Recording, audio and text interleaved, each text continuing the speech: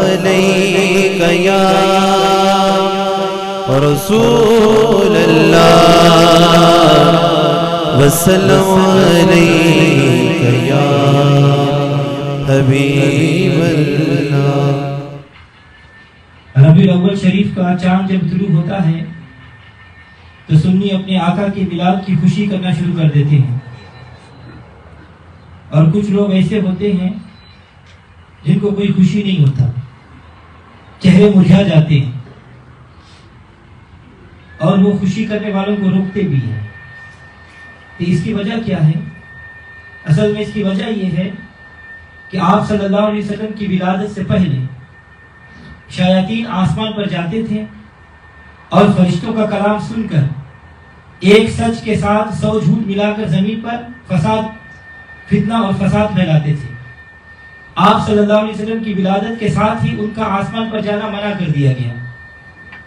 اب اگر جانے کی کوشش کریں تو فرشتے ان کو چابک سے مارتے ہیں، کیونکہ جال حق و زہق الباطل، یہی تو وجہ ہے کہ حضور صلی اللہ علیہ وسلم کی ولادت پر ساری دنیا نے خوشیاں منائی، مگر شیطان چیخے مار مار کر رویا۔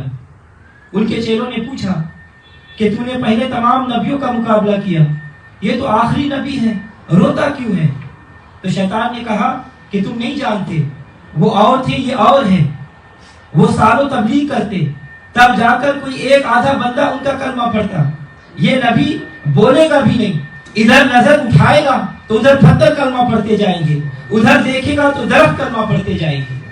تو حضرات گرامی، اور یہ قانون یہ ہے کہ شخصیت کا تعارف کارناموں کے بعد ہوتا ہے۔ پہلے کھیل پیش کرو گے پھر کھلاڑی کہلاؤ گے، پہلے شعر کہو گے پھر دنیا تمہیں شاعر کہے گی۔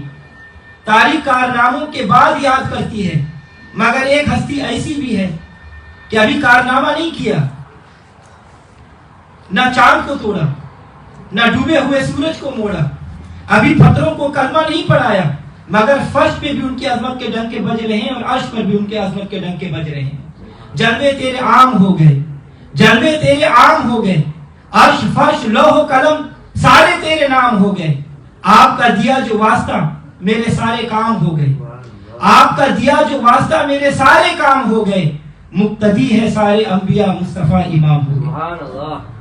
تو حضرات گرامی، آپ ذرا زبور ہیکل کو اٹھا کر دیکھیں، اس کے تیسری جلد میں اس کو پڑھو، ہزار تبدیل کے باوجود، تحریف کے باوجود اس میں یہ لکھا ہوا ہے کہ وہ پیغمبر جس کی آواز سن کر پرندے فضاؤں میں رک جاتے، جو تسبیح پڑھتا تھا تو پہاڑوں اور دیواروں سے بھی تسبیح پڑھنے کی آواز آتی۔ اپنی امت کو فرما رہے ہیں کہ میں جا رہا ہوں، میرے بعد وہ آئے گا جو ابد آباد تک رہے گا۔ ما کان محمد ابا احد من رجالکم ولکن رسول اللہ وخاتم النبیین، اس کی زبان پر خدا بولے گا، وما ینطق عن الہوی ان هو الا وحی یوحی۔ حضرت آدم علیہ السلام اپنی توبہ کی قبولیت کے سلسلے میں اپنے رب سے محبوب خدا کے وسیلے سے دعا مانگ رہے ہیں، یا رب اسألک بحق محمد صلی اللہ علیہ وسلم۔ حضرت ابراہیم علیہ السلام کعبہ بنا کر کعبہ کی آبادی کے لیے، نبی کریم صلی اللہ علیہ وسلم کی بعثت کے لیے یوں دعا کرتے ہیں، ربنا وابعث فیہم رسولا۔ حضرت سلیمان علیہ السلام مدینہ کی سرزمین سے ہزاروں لشکر لے کر گزرتے ہیں، تو ہزاروں سال پہلے ان کو اس سرزمین سے محبوب خدا کی خوشبو آتی ہے، تو آپ فرماتے ہیں کہ یہ نبی آخری زمان کی ہجرت گاہ ہے، اور مبارک ہے ان لوگوں کے لیے جو ان پر ایمان لایا اور ان کی پیروی کی۔ اور حضرت عیسیٰ علیہ السلام کا ذکر تو قرآن میں آ ہی گیا، اللہ تعالیٰ فرماتا ہے وَمُبَشِّرًا بِرَسُولٍ يَأْتِي مِن بَعْدِهِ اسْمُهُ أَحْمَدُ۔ اپنی قوم کو خطاب فرماتے ہوئے ارشاد فرمایا کہ اگر میں اس نبی آخر الزمان کے جوتوں کی لئیس کو ہاتھ لگا سکوں تو اللہ کی بارگاہ میں قدوس ہو جاؤں گا۔ اور بنی اسرائیل حضور کی آمد سے پہلے آپ کے وسیلے سے دشمن پر فتح کی دعا مانگتے تھے، اور یہ دعا کے الفاظ یوں ہوتے تھے، اے اللہ اس نبی و آخری زمان کے صدقے ہمیں فتح دے جس کی صفات ہم تورات میں پڑھتے ہیں۔ حضرات گرامی، بخاری شریف کی حدیث طویل حدیث ہے، اس میں اللہ تبارک و تعالیٰ نے تورات میں لکھا کہ آخر زمان نبی یہ اندھی آنکھوں کو بینا کر دے گا، بہروں کو بہراور بنا دے گا، मुर्दा दिलों को जिंदा कर देगा। और शाह अब्दुल अजीज मोहद्दिस देलवी रहमतुल्लाह अलैह आप अपनी किताब में लिखते हैं कि अल्लाह तबारक व तआला ने ज़बूर में आपकी इस तरह शान बयान फरमाई कि ऐ अहमद, तेरे होठों पर रहमत जारी है, इस वजह से मैंने तुझे बरकत दी, बस तू तलवार उठाएगा और पूरी दुनिया पर छा जाएगा, तेरी रोशनी और तारीफ गालिब रहेगी और तू सारे जहान का मालिक होगा और सारा जहान तेरे कदमों में होगा। कुरान मजीद में हुजूर सल्लल्लाहु अलैहि वसल्लम के मुतालिक बासा, जाऊका और अरसला के अल्फाज बोले गए हैं। हुवल्लज़ी बासा फिल उम्मिय्यीना रसूला कद जाअकुम मिनल्लाहि नूर वमा अरसलनाका इल्ला रहमतन लिल आलमीन। मालूम हुआ कि आपकी इब्तदा बतन आमिना नहीं बल्कि मिनल्लाह है। बतन आमिना तो मंजिल है और ठहरने की जगह थी। जिस तरह कुरान तंजील मिन रब्बिल आलमीन है, मगर उसके ठहरने की जगह फिर लौह महफूज है। ये अहलेदा बात है कि चीज मुतशक्किल होने से पहले और हुक्म रखती है और मुतशक्किल के बाद हुक्म बदल जाता है। जिस तरह कुरान अलमारी में हो और उस पर चढ़ना ये कुफ्र है, और अगर हाफिज कुरान के सीने में हो तो वशरूम भी जा सकता है। हुजूर सल्लल्लाहु अलैहि वसल्लम जब हजरत आमिना के बतन में आए तो आपकी शान और थी, और जब मुतशक्किल होकर दुनिया में तशरीफ लाए तो शान और हो गई। कद जाअकुम, शक नहीं करना, किसी और की तरफ से नहीं देखना, जिसने आना था वो आ गया। तो हजरत गिरामी बाज़ रिवायतों में ये है कि जिस साल हुजूर सल्लल्लाहु अलैहि वसल्लम पैदा हुए, उस पूरे साल जिस घर पैदा हुआ बच्चा ही पैदा हुआ। अगरचे बच्चे भी अल्लाह ताला की रहमत व नेमत है, इसीलिए अल्लाह तबारक व तआला ने अपने महबूब सल्लल्लाहु अलैहि वसल्लम को 4 बेटियां अता फरमाई।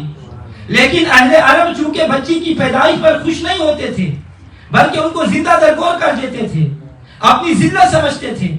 लेकिन खुदा ने उस पूरे साल बच्चे पैदा फरमाकर ये बता दिया कि मेरे महबूब की आमद पर पूरा साल किसी के घर गमी और परेशानी का माहौल नहीं होना चाहिए।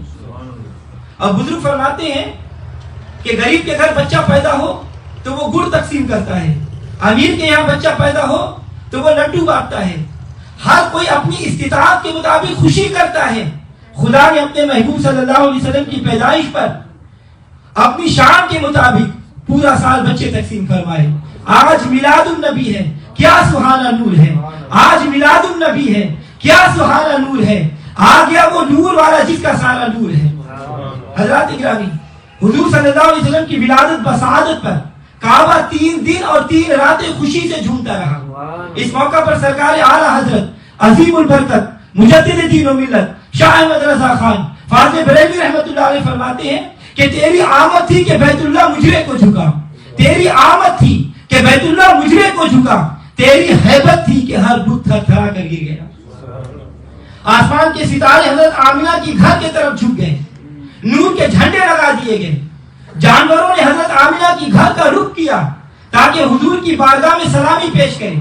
और शेख मुहक्किक शाह अब्दुल हक मोहद्दिस देलवी रहमतुल्लाह अलैह आप मदारुज नबूवत में फरमाते हैं कि जानवरों को कैसे पता चल गया कि हुजूर सल्लल्लाहु अलैहि वसल्लम की आमद का।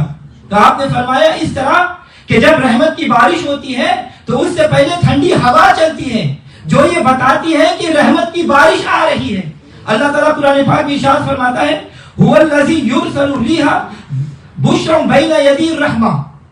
तो जब रहमतुल लिल आलमीन ने तशरीफ लाना थी, इससे पहले अल्लाह ताला ने जन्नत की हवा को चला दिया और हर कोई जान गया कि ये हवा ये फजा कह रही है आका तशरीफ लाए हुए। तो ऐ जानवरों तुम क्यों खुश हो रहे हो, ऐ जानवरों तुम क्यों खुशी मना रहे हो, ऐ जिलो तुम क्यों वजद में हो, ऐ सितारों तुम क्यों झुक रहे हो, ऐ काबा तुम क्यों खुशी में झूम रहा है। आका तो हजरत आमिना के घर तशरीफ लाए हैं। तो सब ने जुबान हाल से यही जवाब दिया, आए तो आमिना के घर है मगर हमारे भी तो नबी है, जिसका ये आका हो उसको नाज करना चाहिए। जानवरों ने कहा कि हमारे रसूल आ गए, इंसानों ने कहा कि हमारे रसूल आ गए, फरिश्तों ने कहा हमारे रसूल आ गए, और खुदा ने फरमाया वलाकिन रसूलुल्लाह, तुम सब के भी रसूल और मेरे भी रसूल। आज मिलादुन नबी है, क्या सुहाना नूर है। आ गया वो नूर वाला जिसका सारा नूर है। और हुक्म हुआ कि ऐ जिब्रील तू हिदायत का झंडा पकड़ ले, ऐ मिकाईल तू تو قبولیت کا جھنڈا پکڑ لے. اے اسرائیل آج کسی کی جان نہیں نکالنی, ساری عمر میں آج ہی اسرائیل علیہ السلام کو چھٹی ملی ہے. اور جانوروں کو یہ حالت تھی کہ بعض کو مبارکباد دینے لگے. پتہ نہیں یہ کس ملک کے جانور ہیں جو ہمارے علاقے میں صحیح میں پائے جاتے ہیں, جو میلاد النبی کی خوشی کرنے نہیں دیتے, اور جو یہ کہے کہ یہ جھنڈیاں کیوں لگائے ہو, جو یہ کہے کہ یہ لائٹیں کیوں لگائے ہو, یہ چراغاں کیوں کرتے ہو, جھنڈے کیوں لگاتے ہو. تو مختصر سا جواب دے کر اپنی بات کو ختم کر دوں. دیکھتے نہیں ہو کہ وہ آ گیا وہ جس کا سارا نور ہے, آ گیا وہ نور والا جس کا سارا نور ہے.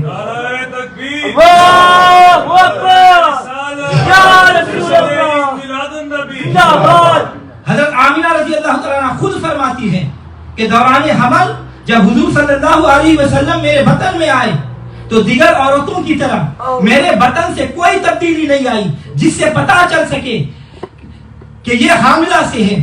اس کی وجہ علماء اکرام یہ بیان فرماتے ہیں کہ لوگ اس بات کو عیب شمار کرتے تھے کہ کوئی کسی عورت کی طرف اشارہ کر کے کہے کہ فلاں عورت امید سے ہے, جیسا کہ آج بھی یہی معمول ہے. تو اللہ تعالیٰ نے پسند نہیں فرمایا کہ میرے پیارے محبوب کی ماں کی طرف کوئی اشارہ کر کے ایسی کوئی بات کہہ سکے. اور حضرت عبد المطلب حضور صلی اللہ علیہ وسلم کے دادا جان فرماتے ہیں کہ وقت ولادت میں حرم کعبہ میں تھا, میں نے دیکھا کہ تمام بت گر گئے, کعبہ مقام ابراہیم کی طرف جھک گیا. میں بہت حیران ہوا تو آواز آئی مصطفیٰ مختار آ گئے جن کے ہاتھوں کفر مٹے گا اور مجھے بتوں کی نجاست سے پاک کیا جائے گا. یہ کعبہ کی آواز تھی.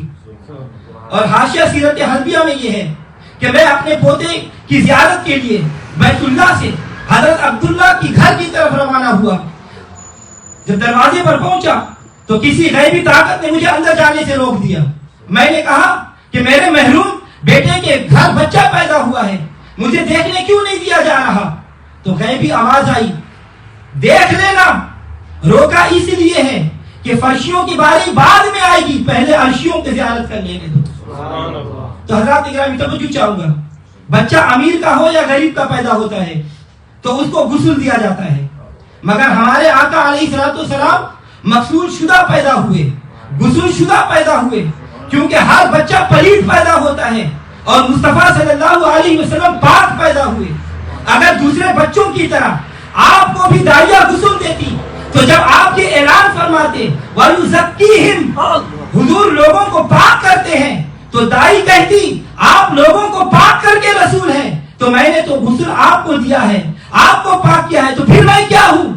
تو اس لیے خدا کو منظور ہوا کہ محبوب کو میں پاک کرتا ہوں اور محبوب میری ساری مخلوق کو اور اپنی امت کو پاک کرتا جائے. تو معلوم ہوا کہ بطن سیدہ آمینہ رضی اللہ تعالی عنہا بھی پاک ہے, جس میں نبی پاک صلی اللہ علیہ وسلم رہے. کیونکہ دودھ جب گندے برتنوں میں نہیں رکھا جاتا تو نور خدا کس طرح ناپاک برتن میں رکھا جا سکتا ہے. پھر یہ بھی یاد رکھو کہ نبی جس چیز کو ہاتھ لگا دے اس کو آگ نہیں جلا سکتی. جیسا کہ صحابی رسول کے گھر دعوت پر آپ نے رومال سے ہاتھ پوچھے تو رومال جب بھی میلا ہوتا وہ آگ میں ڈال دیتے, آگ میلا جل جاتا اور رومال اجالا ہو کر باہر آ جاتا. تو جس بطن اقدس میں حضور صلی اللہ علیہ وسلم 9 ماہ رہے اس کو دوزخ کی آگ کیسے جلا سکتی ہے.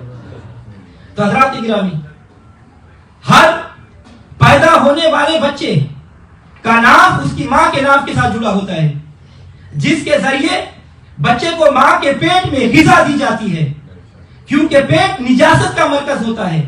اس لیے اللہ تبارک و تعالیٰ زبان کے ذریعے خوراک دینے کے بجائے ناف کے ذریعے خوراک عطا فرماتا ہے, تاکہ جس زبان سے اس نے میرا ذکر کرنا ہو وہ ناپاک نہ ہو.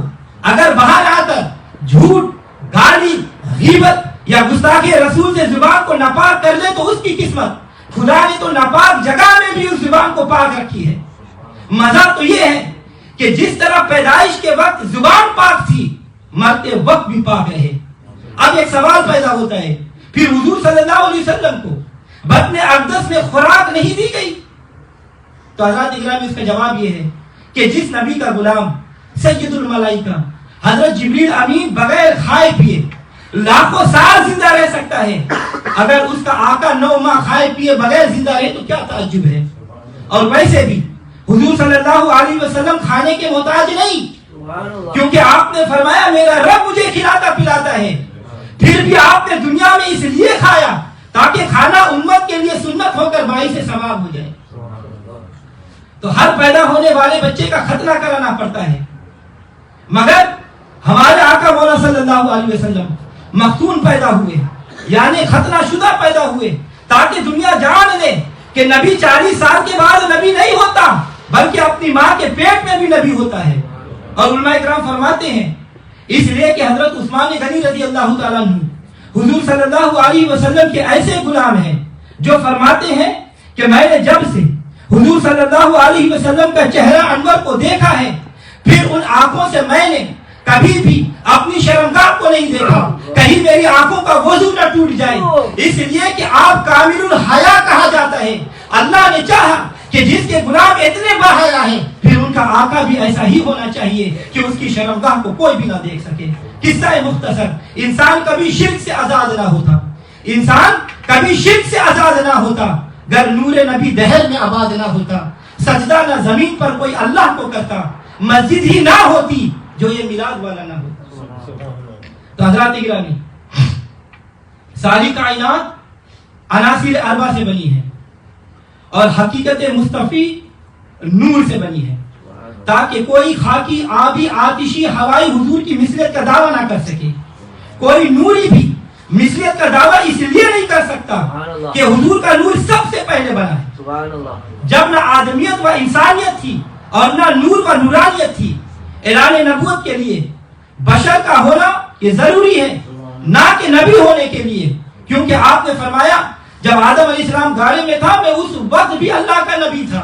کنت نبیا وآدم بین الماء والطین، تاکہ کوئی بشریت دیکھے تو خدا نہ کہے، کوئی نورانیت دیکھے تو اپنے جیسا نہ کہے، مدینے کی گلیوں میں چلتا دیکھ کر خدا نہ کہہ سکے اور عرش پر جاتا دیکھ کر اپنی مثل نہ کہہ سکے، پتھر کھاتا دیکھے تو خدا نہ کہہ سکے، پتھروں کو کلمہ پڑھاتا دیکھ کر اپنے جیسا نہ کہہ سکے. جبریل سدرہ پر رہ گئے، موسیٰ طور پر بے ہوش ہو گئے اور حضور کے جلووں میں گم ہو گئے، اور حالت یہ رہی کہ ما زغل بصر وما طغى.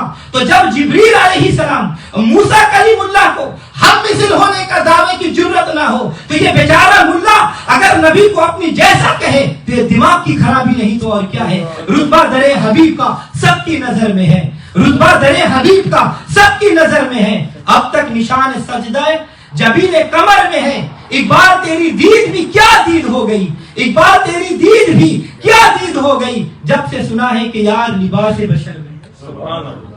حضرت حلیمہ فرماتی ہے کہ جتنی عورتیں، جتنی دائیاں مکے سے بچے لائی تھی، روزانہ صبح کنویں پر کپڑے دھونے کے لیے جاتی، کیونکہ بچے کپڑوں پر پیشاب یا پاخانہ کر کے کپڑے پلیز کر دیتے ہیں. لیکن میں اس مقصد کے لیے کبھی نہیں گئی. ایک دن انہوں نے مجھ سے پوچھا اے حلیمہ ہمارے بچے بھی مکے سے آئے ہیں، تیرا بچہ بھی مکہ سے آیا ہے، مگر تو کبھی ہمارے ساتھ کپڑے پاک کرنے کے لیے کنواں پر نہیں جاتی، اس کی کیا وجہ ہے؟ تو سیدہ حلیمہ نے فرمایا بچے اگرچہ سارے مکے سے ہی آئے ہیں لیکن تمہارے بچے پاکوں کو پلید کرتے ہیں اور میرا بچہ پلیدوں کو پاک کرتا ہے. وَيُزَكِّيهِمْ. حضرات گرامی، بچے عموماً والدہ کی گود میں پیشاب کر دیتے ہیں، مگر حضور صلی اللہ علیہ وسلم نے کبھی ایسا نہیں کیا، ایک بار بھی نہیں کیا. شاید اس لیے کہ آپ جانتے تھے کہ میں نے بڑے ہو کر والدین کو قبلہ و کعبہ تسلیم کرانا ہے، تو میں کعبہ کو پاک کرنے آیا ہوں نہ کہ پلیز کرنے کے لیے. اور عورتوں نے کہا حلیمہ بچہ آنے سے پہلے تیرے گھر میں کبھی روشنی نہیں دیکھی اور اب ساری رات تیرا گھر جگمگاتا رہتا ہے، اس کی کیا وجہ ہے؟ کہاں سے یہ چراغ لے آئی ہو؟ کتنی مہنگی روشنی کہاں سے لے آئی ہو؟ تو حلیمہ فرماتی ہے کہ میں کوئی لکڑیاں یا چراغ وغیرہ نہیں جلاتی، میرے گھر تو ساری رات رکے بدوہا اور سراج منیرہ چمکتا رہتا ہے. لوگ کہتے ہیں کہ تو نے حلیمہ میرے نبی کو پالا ہے، لوگ کہتے ہیں تو نے حلیمہ میرے نبی کو پالا ہے، میں کہتا ہوں تجھ کو حلیمہ میرے نبی نے پالا ہے. تو حضرات گرامی، بچپن میں ایک بار حضور صلی اللہ علیہ وسلم کہیں نکل گئے اور حضرت حلیمہ پریشان ہو گئی. کوئی عورت حضرت حلیمہ کو ایک کاہن کے پاس لے گئی، کاہن کے پاس بت پڑے ہوئے تھے. حضور صلی اللہ علیہ وسلم کا نام سنتے ہی بت گر پڑا اور آواز آئی غم نہ کر تیرے بچے میں ساری خدائی گم ہو سکتی ہے، تیرا بچہ گم نہیں ہو سکتا، وہ تو گمراہوں کو راہ راست پر لانے کے لیے آیا ہے۔ حضرت حلیمہ فرماتی ہے پھر میں جنگل کی طرف چلی گئی اور دیکھ کر دنگ رہ گئی، دیکھ کر حیران ہو گئی کہ حضور صلی اللہ علیہ وسلم آرام فرما ہے اور بادل نے سایہ کیا ہوا ہے اور جنگل کا شیر حضور صلی اللہ علیہ وسلم کے پاؤں چاٹ رہا تھا۔ آپ فرماتی ہیں کہ حضور نے چند ماہ میں چلنا شروع کر دیا اور فصیح کلام کرنے لگے اور 10 ماہ کی عمر میں بچوں کے ساتھ تیر اندازی شروع کر دی۔ حضرات گرامی، ایسا کیوں نہ ہو کہ جس کو دریائے معرفت میں غسل دے کر بھیجا گیا ہو، ماں نگر کا کاجل لگا کر بھیجا گیا ہو، جو ناف بریدہ پیدا کیا گیا ہو، دوسرے لوگ آ کر یہ سارے کام کرتے ہیں اور حضور صلی اللہ علیہ وسلم یہ سارے کام کر کے آئے ہیں، کیونکہ پہلے نبیوں کی ظاہری عمریں زیادہ تھی اور امتیں تھوڑی تھی، اس لیے آپ صلی اللہ علیہ وسلم نے جھولے میں زیادہ وقت نہیں دیا، کیونکہ آپ کی امت اکیلی تمام امتوں کی مجموعی تعداد سے بھی کئی زیادہ تھی، لہذا آپ کو زیادہ کام کرنا تھا اور پھر آپ نے کر کے دکھایا۔ دیکھیے حضرت نوح علیہ السلام نے 950 سال تبلیغ کی اور 40 مرد 40 عورتیں نے کلمہ پڑھا، جبکہ حضور صلی اللہ علیہ وسلم ایک جنگ سے واپسی پر کوہ تنعیم پر 80 کافر جو چھپ کر حملہ کرنے کی تلاش میں تھے، صحابہ اکرام نے ان کو پکڑ کر حضور صلی اللہ علیہ وسلم کی بارگاہ میں لے آئے، آپ نے ان کو معاف کر دیا، آپ کا اخلاق کریمانہ دے کر 80 کے 80 کافر کلمہ پڑھ کر مسلمان ہو گئے۔ اور حضرات گرامی، یہ واقعہ سیاستہ کی کتاب میں ابو داؤد شریف میں موجود ہے۔ حضرت عباس حضور صلی اللہ علیہ وسلم کے چچا ہیں، فرمایا کہ میں نے ایک بار حضور صلی اللہ علیہ وسلم سے عرض کیا، حضور میں نے آپ کو بچپن میں ایک عجیب بات دیکھا تھا کہ آپ جھولے میں تھے اور آپ انگلی ہلاتے تھے، تو آپ جدھر انگلی لے جاتے چاند ادھر ہی چلا جاتا۔ آپ صلی اللہ علیہ وسلم نے فرمایا کہ چچا، اس سے زیادہ عجیب بات یہ ہے کہ میں اپنی ماں کے پیٹ میں لوہے قلم پر چلنے والی قلم کی آواز کو سنا کرتا تھا، دور و نزدیک کے سننے والے وہ کان لال کرامت پہ لاکھوں سلام۔ اور باقی رہا یہ کہ چاند ایسا کیوں کرتا تھا، تو اس کا جواب سرکار اعلیٰ حضرت عظیم البرکت مجدد دین و ملت شاہ احمد رضا خان فاضل بریلوی رحمۃ اللہ علیہ فرماتے ہیں، چاند جھک جاتا جدھر انگلی اٹھاتے مہد میں، کیا ہی چلتا تھا اشاروں پر کھلونا نور کا، کھیلتے چاند سے بچپن میں آقا اس لیے خود سراپا نور تھے اور وہ تھا کھلونا نور کا۔ تو ہم مٹی کے ہیں اور ہمارے والدین ہمیں کھلونے بھی مٹی کے لا کر دیتے ہیں، اور ہمارے آقا چونکہ خود سراپا نور تھے، اس لیے آپ کو اللہ تبارک و تعالیٰ نے نور ہی کا کھلونا عطا فرمایا۔ حضرات گرامی، ہم حضور صلی اللہ علیہ وسلم کی آمد کے وقت کھڑے ہو کر درود و سلام پڑھتے ہیں تو کہا جاتا ہے کہ جی یہ قیام تعظیمی ہے جو شرک ہے، جبکہ تمام علماء دیوبند کے پیر و مرشد حاجی امداد اللہ مہاجر مکی رحمۃ اللہ علیہ بھی قیام کر کے لذت پاتے ہیں اور قیام کر کے اپنے ناخلف مریدوں کو قیام اٹھاتے ہیں۔ حضور صلی اللہ علیہ وسلم کی آمد پر کھڑے ہونا یہ سنت صحابہ ہے، کیونکہ آپ صلی اللہ علیہ وسلم کی حجرے مبارک پر پردہ ہوتا تھا، جب نماز کے لیے اقامت ہوتی تو آپ حیا علی الصلاۃ حیا علی الفلاح پر اٹھ کر مسجد میں تشریف لاتے، تو آپ کو دیکھ کر تمام نمازی تعظیم کے لیے کھڑے ہو جاتے، اور اسی حدیث سے فقہا نے اس مسئلہ کا استنباط فرمایا ہے کہ نماز کے لیے امام اور مقتدی حیا علی الصلاۃ کے وقت کھڑی ہو اور قامت الصلاۃ کے وقت نیت شروع کر دیں، تاکہ صحابہ اکرام کے قیام تعظیم کی بھی یاد تازہ ہو جائے اور مصطفیٰ صلی اللہ علیہ وسلم کی آمد پاک کا نقشہ بھی ذہن میں آ جائے۔ تو حضرات گرامی، اللہ تبارک و تعالی ہر نبی پر سلام بھیجا تو اس نبی کے قدم زمین فرش پر تھے، اور اپنے آقا علیہ الصلوۃ والسلام کو، اپنے محبوب کو جب حضور کی باری آئی تو عرش پر بلا کر فرمایا، اے محبوب السلام علیک ایھا النبی۔ اور میلاد کو نہ ماننا اور سیرت کی بات کرنا ایسے ہی ہے کہ کوئی قرآن کو مانے اور فاتحہ کا انکار کر دے، کیونکہ اگر سیرت ایک کتاب ہے تو اس کا پہلا باب میلاد ہے۔ ارے زاہد تنگ نظر، تو نے جس بزم کو بدعت سمجھا ہے، میلاد نبی کی ہر محفل عنوان عبادت ہوتی ہے۔ جو لوگ میلاد کے قائل نہیں، شاید اس لیے کہ ان کا عقیدہ ہے کہ حضور 40 سال کے بعد نبی ہوئے ہیں، تو ہم میلاد منا کر ان کو بتاتے ہیں کہ ہمارا عقیدہ کم از کم 40 سال پرانا ہے، کیونکہ ہم اپنے آقا کو پیدا ہوتے ہی نبی مانتے ہیں۔ کنت نبیم و آدم بین الماء والطین، ارے اعلان نبوت سے پہلے کے 40 سال تو کافر بھی مانتے تھے، تم نے کون سا تیر مان لیا؟ وہ پہلے 40 مانتے تھے، تم بعد والے 30 مانتے ہو، اور ہم 40 بھی مانتے ہیں اور 30 بھی مانتے ہیں۔ اور ہر نبی اپنے اپنے دور میں حضور صلی اللہ علیہ وسلم کو نبی مان رہا ہے، کیونکہ ان کو حکم ہے لتؤمنن بھی۔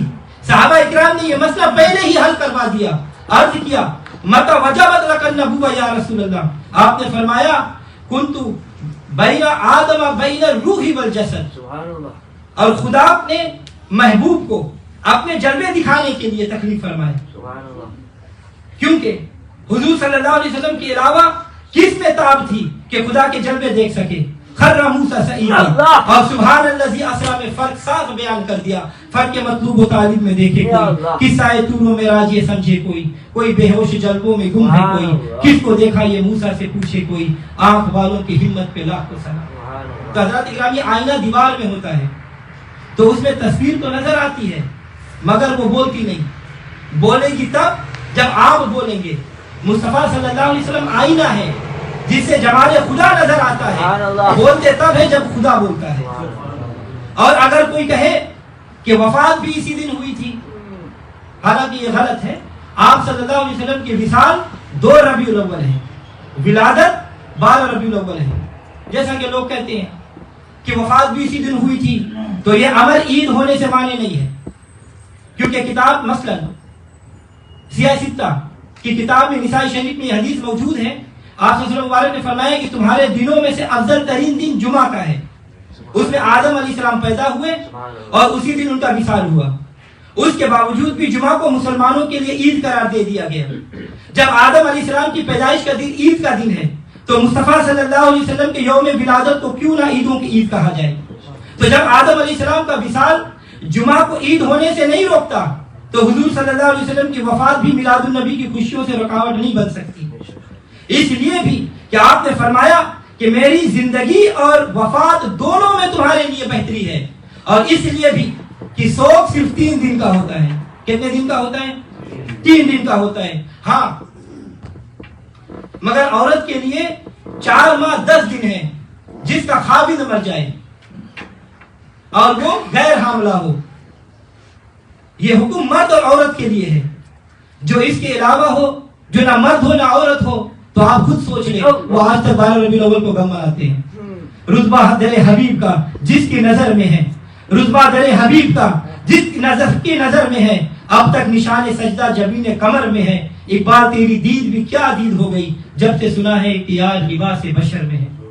اور اللہ تعالیٰ توجہ چاہوں گا، ہر ایک کے قریب ہے مگر ہر کوئی اللہ کے قریب نہیں۔